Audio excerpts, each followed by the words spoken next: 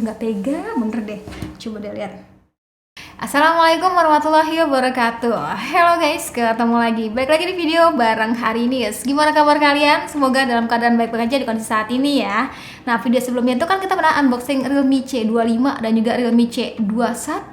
Nah, kali ini kita bakal bahas lebih fokus lagi ke Realme C21 ini. Smartphone 1 jutaan dari Realme yang kira-kira bisa apa aja ya? Nawarin apa aja? Yaudah, yuk tonton videonya sampai akhir ya.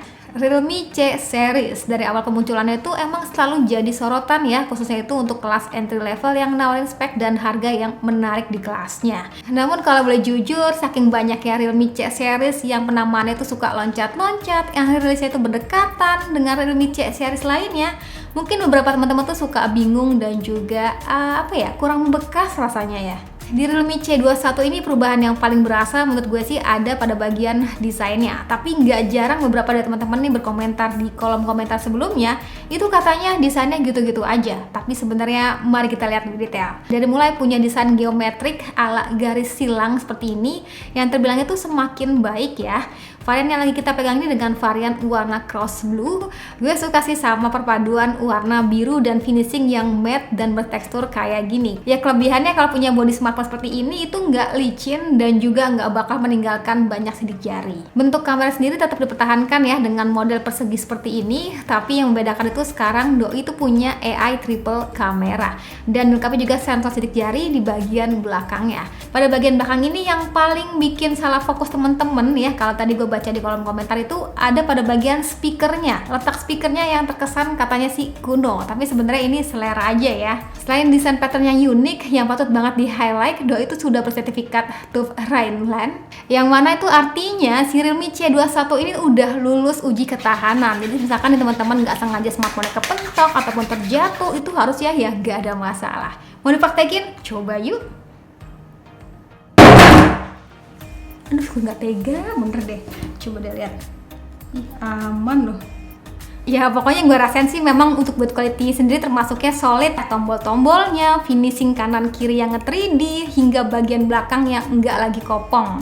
Pokoknya untuk urusan build quality-nya terbilangnya baik ya. Good job Realme. Untuk urusan layar sendiri gue tuh nggak ngeliat perubahan yang signifikan ya, menggunakan mini water drop 6,5 inch resolusinya XD+. Dan ini nih tampilan utama yang teman-teman bakal dapetin. Wallpapernya apa nggak bosan ya? Iki mulu.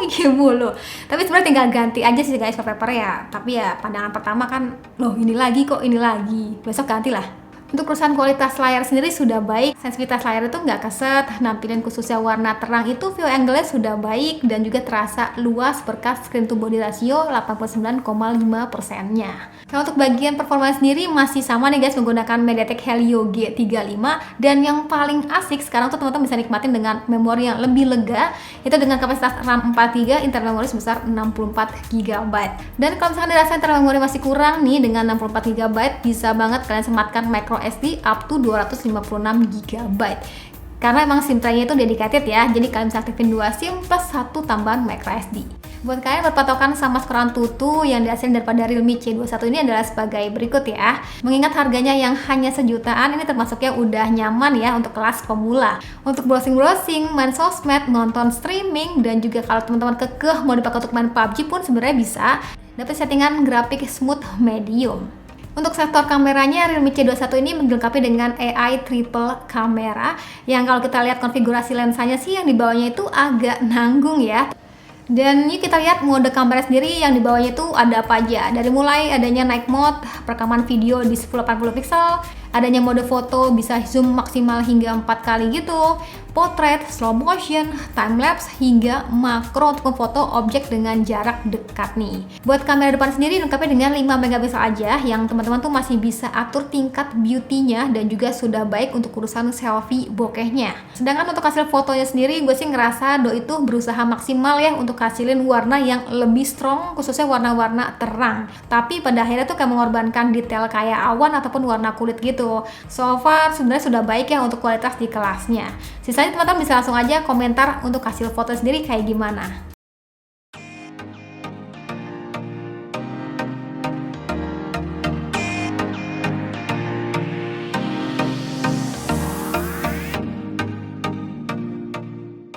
Yuhu, nyobain perekaman kamera belakangnya, ini bakal kayak gini.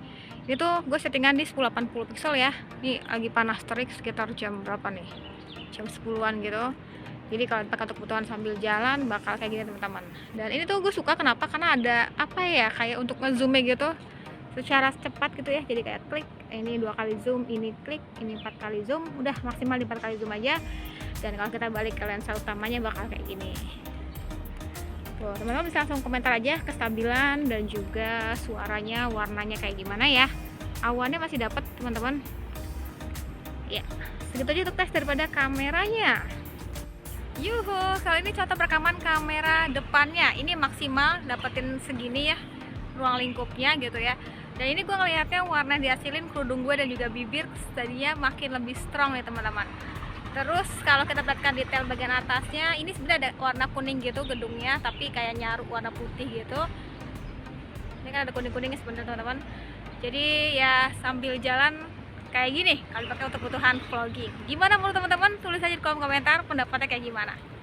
Ngomongin Realme C series rasanya nggak afdol ya kalau kita nggak ngomongin soal baterainya, karena baterainya terbilangnya cukup besar, yaitu 5000 mAh. Dari info yang gue dapetin dari orang dalam Realme, itu katanya bisa bertahan hingga 47 hari standby. Buat kalian yang malas ngecas dan berharap baterainya awet, ya Realme C21 ini bisa jadi alternatif di smartphone 1 jutaan. Dan kalau gue pribadi kemarin tuh sempat gue pakai untuk kebutuhan main sosmed, untuk streaming YouTube, untuk nonton drama Korea, untuk browsing-browsing, ngetik skrip ya, dan juga sesekali Google Map gitu, itu bisa tembus di 1 harian lebih gitu. Dengan catatan posisinya ini gue pakai menggunakan paket data. Dan mungkin yang paling gue inget pada saat baterai itu posisinya di 10%, itu gue pakai untuk kebutuhan nonton drakor, bisa nyampe 2 episode gitu. Itu pun masih sisa sekitar 2%-an dan bisa standby hingga paginya baru ngecas. Dan oh iya, Realme C21 ini juga mendukung super power saving. Fitur ini sih bakal berguna banget bagi teman-teman yang lagi kepepet nih posisinya itu nggak bisa ngecas ya, dan juga mau ketemuan dengan orang, baterainya itu mepet gitu ya, kurang dari 10%, takut baterainya habis, ya bisa banget aktifin fitur ini. Jadi nantinya tuh bisa pilih 6 aplikasi mana aja yang pengen tetap aktif.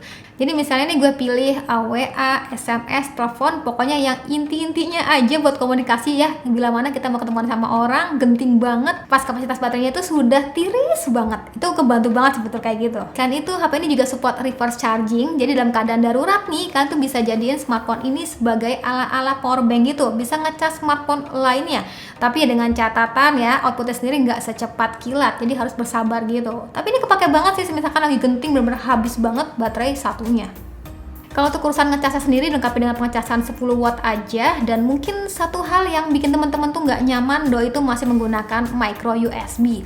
Durasi pengecasan sendiri juga terbilangnya butuh waktu yang lumayan lama nih, hampir 3 jam gitu. Jadi saran dari gue sih ngecasnya ditinggal sambil tidur siang aja. Tapi ya terbayarkan lah ya sama durasi pemakaian yang terbilangnya awet. Siap, segitu aja untuk video kali ini cerita gue tentang Realme C21, smartphone yang kayaknya di mata teman-teman itu nggak begitu banyak perubahan signifikan ya. Tapi sebenarnya kalian bisa nikmatin 3 kamera kualitas juara, khususnya itu ada pada bagian build quality-nya ya. Tadi kita udah cobain drop test gitu dan ternyata so far dia baik-baik saja. Jadi buat teman-teman nyari smartphone 1 jutaan, baterainya terbilangnya awet, build quality-nya terbilangnya baik ya. Realme C21 ini bisa jadi pilihan ya, tapi balik lagi kalian ya guys, seleranya tuh kayak gimana. Yaudah, sekian dari gue, terima kasih buat kalian sudah nonton sampai video. Jangan lupa like videonya, jangan lupa juga subscribe juga channelnya, dan sampai ketemu lagi di video selanjutnya. Sekian dari gue lagi, dan saatnya bilang see you, bye-bye. Jatuh lagi, enggak deng.